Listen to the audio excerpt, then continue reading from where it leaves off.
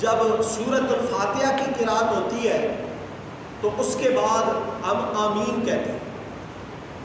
اب آمین یہ امام نے بھی کہنی ہے اور مقتدیوں نے بھی کہنی.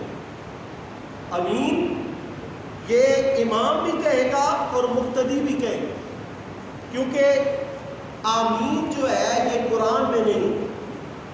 آمین قرآن کا لفظ نہیں ہے، یہ حدیث شریف کا لفظ ہے. اور ہماری نماز یہ قرآن اور حدیث کا مجموعہ ہے.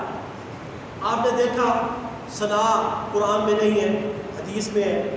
رکوع اور سجود کی تسبیحات ہیں، ہم تحیات پڑھتے ہیں، درود شریف پڑھتے ہیں، اور اسی طرح بعد میں دعائیں پڑھتے ہیں.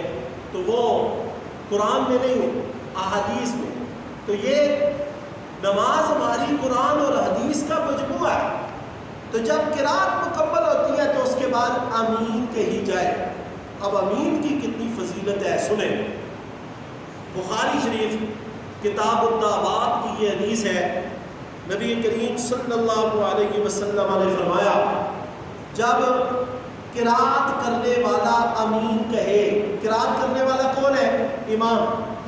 جب امام آمین کہے، قرات کرنے والا آمین کہے، فَأَمِّنُوا تو تم بھی آمین کہو، تم بھی آمین کہو. فَإِنَّ الْمَلَائِكَةَ تُؤْمِنُ پس بے شک فرشتے بھی آمین کہتے ہیں.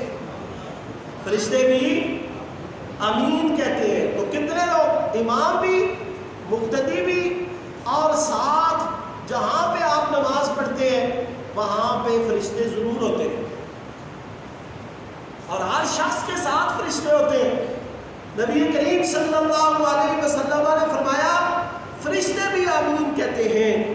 بس جس شخص کی آمین کی موافقت فرشتوں کی آمین کے ساتھ ہوگی اس کے پچھلے گناہ معاف کر دیے جائیں.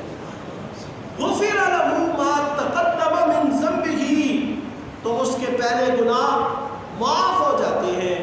تو یہاں سے یہ پتہ چلا کہ آمین امام صاحب بھی کہیں گے، مقتدی بھی کہیں گے، اور فرشتے بھی کہتے ہیں. اور یہ بخشش کے لیے آپ خود اندازہ لگا لیں کہ آمین اس کا معنی کیا ہے. آمین ہم جو کہتے ہیں قرآن مجید میں یا کسی جگہ جتنی بھی آیات ہیں ان کے نیچے معنی لکھے ہوتے ہیں. آمین کے معنی کیا ہے؟ آمین کے معنی ہے اللہم استجب لی، اے اللہ سورۃ الفاتحہ میں میں نے جو دعائیں مانگی ہیں ان کو قبول فرما. یہ آمین کا معنی. تو اللہ تعالیٰ یہ آمین کے بدلے میں ہماری ان دعاؤں کو قبول فرماتا ہے اور ہمارے گناہوں کو بھی بخش